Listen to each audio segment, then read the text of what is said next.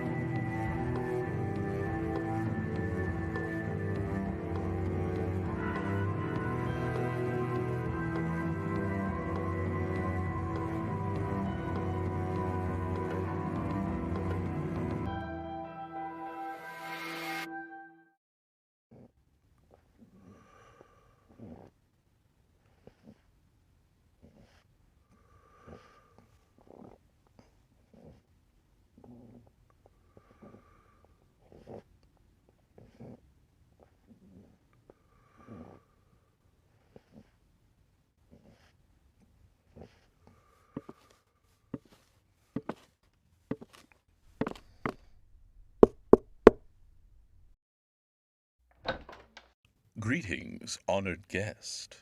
Welcome to the House of Branching Paths. Please come in. If you will follow me, I will lead you to the circle. Tonight, the circle has convened once more in the observatory to discuss the strange goings-on in the house. Speaking of which, please pay no mind to any new hallways that you might see. The potentials of the house are in absolute chaos. Whether this proves to be for good or ill remains to be seen, but regardless, we have arrived. I will leave you now in the competent hands of the circle.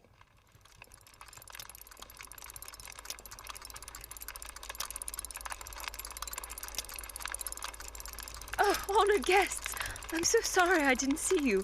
Please, come in and gather round the fire. I'm very concerned at the moment. As you can see, Grandmaster Emrys has not arrived. I haven't seen him all day. We were supposed to meet here early, as we always do, before one of your visits, and stoke the fire and ready the room for you all, but he never arrived. Now you're all here, and he's still not. Honored guests, this freezes my heart. If I've lost my last companion, I don't believe that even the sounds and currents of my beloved waters can rescue me from depths of despair. If I'm to be alone here, Morgana, you shan't believe what I have to say. Emrys!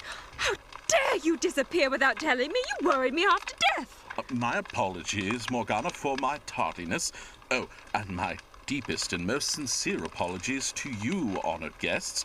I do hope you haven't been waiting long. I promise you I was not late without good reason. You see, I have the most promising news. What news might that be, Emrys? I shall get to that in due time, my friend, for whether the fire calls a story of me or not, I am still a storyteller of the circle, and all great storytellers know that every story must start at the beginning. Well, start then and quickly before we lose any more time. Quite so. You see, early today, my wanderings had taken me up near the old aviary. I had been keeping some of Crow's keys with me, and the curiosity of what they may open has been eating at me ever since our Crow began leaving them. And the gate to the aviary opened. It did! And you shall never guess who I encountered there. If I shall never guess, you might as well just tell me. No, at least it could not have been our dear butler, for he was just here and made no mention of having waylaid you. No, indeed, it wasn't the butler, but rather Rookery, the bird keeper. Rookery? I haven't seen them for ages. I thought they had gone. It turns out they had become buried under a large pile of... Well, it's best I not say. Oh. But regardless of where they were and for how long, when they heard my footsteps, they cried out to me. I ascended the long stairs of the aviary more out of curiosity than urgency, for, though I am quite ashamed to admit it, I had quite forgotten what Rookery's voice sounded like, and thus I didn't recognize it. I was very excited when I saw them. However, before I could get even so much as a word in, they interrupted me, in that way that they do when they themselves are quite excited, and told me that one of their birds had returned. Oh, that is wonderful news! I've missed the birds of the aviary. I do hope it is one of the songbirds. Patience, my friend, for that is not half, no, not even 1/14th as exciting as what Rookery showed me next. You see, the bird that had returned was not one of the songbirds. It was one of the messenger pigeons, and it had returned with a letter neatly tied upon its leg, and it is that letter which gave me this promising news. Well, are you going to tell us, or are you waiting for us all to die of suspense? You see, the writer of the letter has found proof of another member of the Circle. Oh, not this again, Emrys. I won't get my hopes up again when it comes to so-called proof. Not after that peddler tricked us and sold us those. This is very different, Morgana. This letter comes from a very reputable source. And what, pray tell, might be that source, Emrys? None other than Miss Wendy Darling, who found it on a return flight to Neverland. Well, I suppose she's about as reputable as any source can be, but what is this so-called proof she has found? That is the best part. Her proof is ironclad and incontrovertible, for she has found one of the Circle's great seals. But not one of blue willow or bronze oak, as each of ours would be. No, this seal is of green alder. Green alder.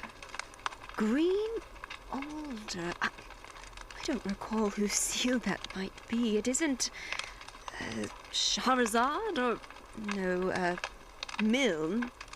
I myself haven't the faintest idea of who the seal might belong to. I never made it a great concern to memorize the seals of all the members.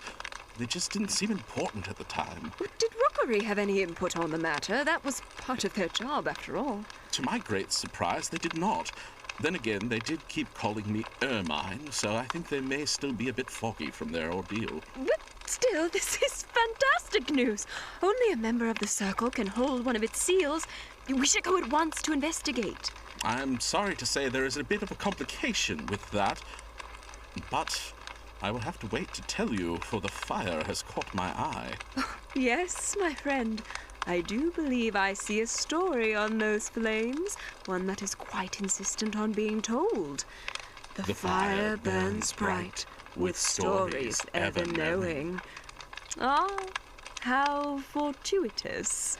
This tale features an old friend of mine. Featured in the book New Fairy Tales, first volume, second collection. First published by Danish author Hans Christian Andersen on December 21st, 1844. The Snow Queen. Attention, please. We're going to begin. And when we've got to the end of the story, we shall know more than we do now.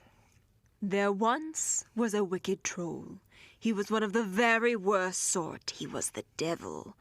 One day he was in a very bad temper, for he had made a looking-glass which had this property, that everything good and pretty that was reflected in it shriveled away in it to almost nothing. But everything that was no good and looked ugly came out plain and showed even worse than it was. The troll explained. The most beautiful landscapes look like boiled spinach in the glass, and the best of men grew hideous, or stood on their heads and had no stomachs. Their faces were so distorted that they couldn't be recognized, and if anyone had a freckle, you could be sure it would spread all over his nose and mouth. It was extraordinarily funny to the troll. The troll devil went to the school he kept, for he kept a troll school, and told the students, If a kind and pious thought passed through a man's mind, there comes such a grimace in the glass. You can now see what the world really looks like. The trolls ran about everywhere with the glass, and at last there wasn't a country or person left who hadn't been distorted in it. After that, they decided to fly up to heaven itself and make fun of the angels and of God. The higher they flew with the glass, the more it grimaced, till they could scarcely keep hold of it.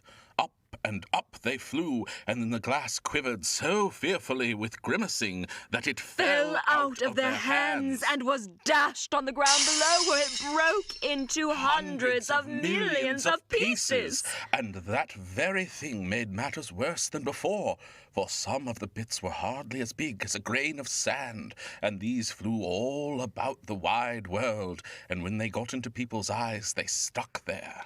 People either saw everything crooked, or else had only eyes for what was wrong in anything. For every little splinter of the glass had kept the same power that the whole glass had. Some people even got a little bit of the glass into their hearts, and that was horrible, for the hearts became just like a lump of ice. The evil one laughed till he split. It tickled him so. But out in the world, the little bits of glass were still flying about in the air. Now we are to hear all about it. In the big town, there were 2 children. They weren't brother and sister, but they were as fond of each other as if they had been. Their parents were near neighbors, living in 2 attics where the roof of one house touched the other. Every day, whether it be summer or winter, the children laughed and played together. He was called Kay, and she was called Gerda. The 2 were not fond of winter, as it meant waiting longer to see each other between snowstorms. One night, as Gerda and Kay were sitting by the fire, the boy's grandmother said, "Those are the white bees swarming." Kay answered, "Have they got a queen, too?" The grandmother said, "Indeed, they have. She flies where they swarm thickest. She is the biggest of them all, and she never stays still on the ground, but flies up into the black cloud. Many a winter she flies through the streets of the town and peeps in at the windows, and then they freeze into wonderful patterns like flowers." The 2 became afraid. Gerda asked, "Can the Snow Queen get in here?" but grandmother only stroked her hair and told them stories about other things. In the evening, when little Kay was at home, he climbed up on a stool by the window. A few snowflakes were falling outside, and one of them, the biggest of them all, remained lying in a corner of one of the flower boxes. This flake grew larger and larger, and at last turned into the complete shape of a lady, dressed in the finest white gauze, which seemed to be made out of millions of star-shaped flakes. She was very pretty and delicate, but she was made of ice. Her eyes gazed out like 2 bright stars, but there was no rest or quietness in them. She nodded towards the window and said, "Come to me," and beckoned with her hand. The little boy was frightened and jumped down off the stool. Next day was clear and frosty, and then came a thaw, and after that came springtime, and the sun shone and green buds peeped forth. The swallows built their nests, the windows were open, and the children sat once more together. That summer the roses blossomed as never before. The little girl had learned a song in which there was something about roses, and she sang the song to the little boy, and he sang it too. The roses grow in the valley where we meet our love. What lovely summer days those were. One day, Kay and Gerda were sitting looking at a picture book, and suddenly Kay said, "Oh, something pricked my heart. I've just got something in my eye." The little girl put her arm round his neck, and he winked his eye, but no, there was nothing to be seen. Kay said, "I think it's gone." But it wasn't. It was one of those tiny bits that were broken off of the glass. Poor Kay! He had got a piece of it right into his heart, which would soon be like a lump of ice. Kay called out suddenly, "That rose there's worm-eaten. And look at that other. It's all crooked. Rotten roses they are, after all. Like the boxes they're in." With that, he gave the box a hard kick and pulled off the 2 roses. Gerda cried. "What are you doing, Kay?" But it was the bit of glass he had got in his eye and the bit he had in his heart, and so it came about that he would tease little Gerda. Who loved him with all her heart. Even as he teased her, she stayed by his side until the day they went sledding. Kay had gone off on his own and saw in a corner of the hills a group of snowflakes. The snowflakes grew bigger and bigger till a person Rose out of them. The fur and the cap were all of snow. It was a lady, tall and slender, shining white. The Snow Queen. Kay looked at her. Very pretty she was, a cleverer, fairer face he could not imagine. She didn't seem now to be of ice as she was when she sat outside the window and beckoned him. In his eyes she was perfect, and he felt no fear. She spoke. You mustn't freeze. Let me kiss you. Kay thought to himself, ugh, she's colder than ice, but it's not so bad. For his heart was almost a lump of ice itself. He felt as if he were dying, but only for a moment. Then all was right. He didn't notice the cold about him anymore. He had forgotten little Gerda and grandmother and everyone at home. But how fared little Gerda when Kay came back no more? Where could he be? Nobody knew. Nobody could tell. Nobody knew where he was. Many tears were shed. Sore and long did little Gerda weep. Dark indeed and long were those winter days, so dark that she had taken to conversing with the roses. Kay is dead and gone, said little Gerda. I don't believe it, said the roses. Their conversation went on. I want to find Kay. Do you know where he is? Do you think he's dead and gone? That he isn't. We've been down in the ground where all the dead people are, but Kay wasn't there. Where shall I go? Where shall I look? I'll never find Kay.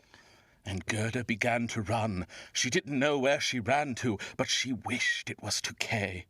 At last she could run no further, and sat down on a big stone. How bruised and tired were her little feet, and how cold and raw it was all around. Everything seemed bleak and grey. Until there, hopping over the road, right in front of where she sat, was a large crow. For a long time it had sat and looked at her with its head on one side, and now it said, "Caw, caw! Good day, good day! Where to?" And so she told the crow all the story of her life, and asked if it had seen Kay. The crow nodded very thoughtfully, and continued speaking with Gerda as best it could. Maybe, maybe. What? Do you think you have? I think it may be, little Kay. But if so, he's quite forgotten you for the princess. Does he live with a princess? Yes, listen. But I find it so hard to talk your speech. If you can understand crow talk, I can tell you better. No, I haven't learned it. Granny knew it. I wish I'd learned it. Doesn't matter. I'll tell you as well as I can. But I shall make a poor business of it. There came a little fellow without a horse or carriage, marching quite cheerfully straight up to the town. His eyes shone like gems, and he had lovely long hair, but his clothes were shabby. It was Kay! Oh, I found him! He had a little bundle on his back. Oh, that must have been his sledge, for he went off with his sledge. It might quite well be that. I didn't look very close at it. His boots creaked dreadfully loud, but he wasn't frightened a bit. That's certainly Kay! I knew he'd got some new boots. I heard them creak in Granny's room. Yes, creak they did. And as bold as could be, he walked straight into the great house there. Oh, won't you take me into that place? It's easy enough to say that, but how will we manage it? For I must tell you that a little girl like you will never be allowed to come right in. Yes, I shall. When Kay hears I'm there, he'll come out directly and fetch me. Well, I may know where we can get the key. And so Gerda and her crow went into the town with the key to the great house. Gerda's heart beat with anxiety and longing. She felt as if she was going to do something wrong, yet all she wanted was to know if the little boy from the story was Kay. How anxious and glad she was. Once inside, Gerda was delighted to find a boy sleeping in his bedchamber. She bent aside him, and there she saw a long neck, Gerda thought to herself. Oh, it's Kay! Kay! Kay, wake up, Kay! It's me, Gerda! He woke at this, turned his head, and it wasn't little Kay. Then little Gerda burst into tears and told her whole story to the house owners and all that the crow had done for her. They took pity on Gerda and her story and praised the crow in helping her. To aid Gerda on her journey, they gave her a carriage and horse to continue her search in the snowy beyond. And that next morning, Gerda went off into the blizzard before her. The forest crow stayed the journey for only a few miles, and when it was time to let Gerda go on her way, the crow cried out, Goodbye! He flew up into a tree and flapped his black wings as long as he could see the carriage that shone bright against the snow. And before Gerda knew what she had come upon, there stood in the distance a great palace. The walls of the palace were of drifted snow, and the windows and doors of cutting wind. More than 100 halls there were, all just as the snow had drifted. There were many windows of ice, and all were lit up with the bright northern lights. Empty, vast, and cold it was in the halls of the Snow Queen. In the midst of the endless, empty hall, there was a frozen lake. It had cracked into thousands of pieces, and in the center of this the Snow Queen would sit when she was at home and say that she was seated in the mirror of intellect. As Gerda took in all she saw, she was suddenly surprised, for she saw a boy there, but the boy was very different than she remembered. Gerda thought to herself, There's Kay! But he looks quite blue, with the cold, nay, almost grey. But he didn't notice it, for the Snow Queen had kissed the shivers out of him, and his heart was practically a lump of ice. He went about dragging a number of sharp-edged flat pieces of ice, which he was arranging in every possible pattern and trying to make something out of them. Kay went on making patterns of the most elaborate kind, the intellectual ice puzzle. To his thinking, these patterns were of the greatest importance. But this was the effect of the grain of glass that was stuck in his eye. He put together patterns to form a written word, but he could never succeed in putting out the exact word that he wanted, which was the word eternity. The Snow Queen had said, If you can find me that pattern, you shall be your own master, and I'll make you a present of the whole world and a new pair of skates. But he couldn't manage it. And off flew the Snow Queen every day to whiten the lands around her with frost. And Kay sat there all alone in the mile-long, empty hall of ice. And Kay gazed at the bits of ice and thought till he crackled. All stiff and still he sat. You would have thought he was frozen to death. It was at that moment that little Gerda entered the vast, empty, cold hall. And there she saw Kay and knew him, and flew and caught him by the neck and clasped him close and cried, Kay, darling little Kay, I've found you at last. But there he sat quite still and stiff and cold. Then little Gerda wept hot tears, which fell on his chest and pierced through to his heart. Her tears thawed that lump of ice and consumed the little bit of glass that was there. He looked at her, and she sang the song they both knew. The roses grow in the valley where we meet our love. Then Kay burst into weeping. He wept so the grain of glass ran down out of his eyes, and then he knew her and cried out in joy. Gerda, darling little Gerda, wherever have you been all this time? Where have I been? He looked about him and said, How cold it is here, how empty it is, how big. And he held fast to Gerda, and she laughed and cried with joy. It was all so happy that the very bits of ice danced about for joy. And when they were tired and lay down again, there they lay, exactly in those letters which the Snow Queen had said Kay must make up. And if he did, he should be his own master, and she would give him the whole world and a new pair of skates. Eternity. Gerda kissed his cheeks, and they became rosy.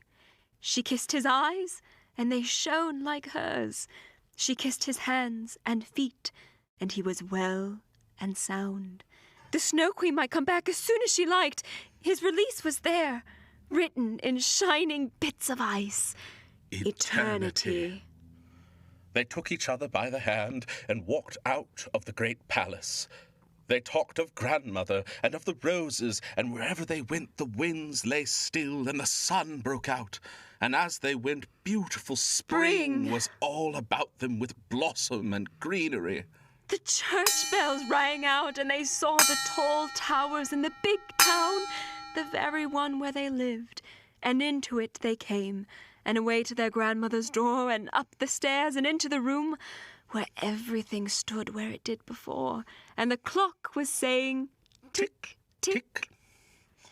But just as they passed through the door, they were aware that they were grown people.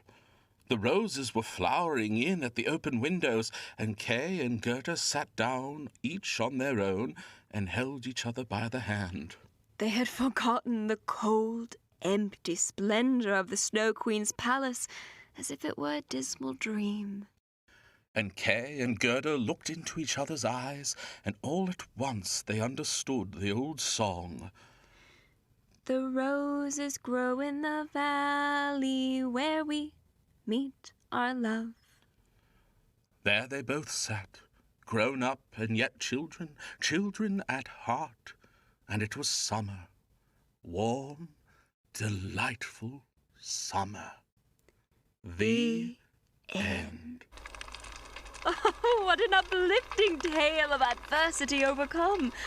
I'll have to pay a visit to Snow Queen sometime soon. It's been far too long since we've caught up. In the meantime, though, I'm quite excited. It's as if the stories themselves are rooting for us. Indeed, I do hope it is a good omen. We shall need as many of those as we can get. Yes, you mentioned some kind of complication. Well, out with it. I'm in such high spirits, I'm certain whatever it is, we can surpass. I fear it shall take every bit of cunning that we have. You see, Wendy spotted the seal in a very particular spot, under a very particular window of a very particular shuttered and abandoned castle. No, surely you can't mean... Quite so. Much like a circle, we may well have entered this endeavor to revitalize our circle right where it began. For the castle we must journey to is that selfsame one that lies east of the sun and west of the moon. That is a long, long journey. We won't be able to make use of the North Wind either, since we have already sent him off to parts unknown, and who knows when he might be back, if ever. The journey's grown more dangerous now, and the stories, they're growing wild again. Truly, this is not an adventure that either of us can undertake alone. We must go together if we are to have any hope of completing it at all. Also, we will need to take a flame of the Skuldrick fire. If I am not mistaken, we will need its power if we are to accomplish the task before us. But that will bar the doors of the House of Branching Paths. Should we fail to return, then... Breathe, Lady Morgana. We are not without powerful allies. Some of the most powerful, in fact, are arrayed before us now. Of course. I feel it now. Honored guests, our greatest hope lies in you. Share our stories. Tell our tale. For as they spread, their power grows, and so too does the power of the Skuldrick flame. It shall be our beacon to return to you. When next you see us, with any hope, And luck. our circle will have grown once more. Till then, honored guest, the fire burns low, with stories ever glowing. Honored guest, come away quickly now. Preparations must be made. Stay close behind. Don't answer any voices you hear on the way out. I do hope you return someday. Hearing the circle's stories brings me to life. You have been listening to The House of Branching Paths, a theatrical podcast experience created by Mark Kilmer and Caroline Miller. For more of our content, join us on our Patreon at patreon.com/The House of Branching Paths. For links to all of our social media and to find a comprehensive list of contributors, please follow our link tree below. And for more stories like this and beyond, be sure to visit your local library. Thank you for joining us, honored guests, and remember, the fire may burn low, but the stories are ever glowing.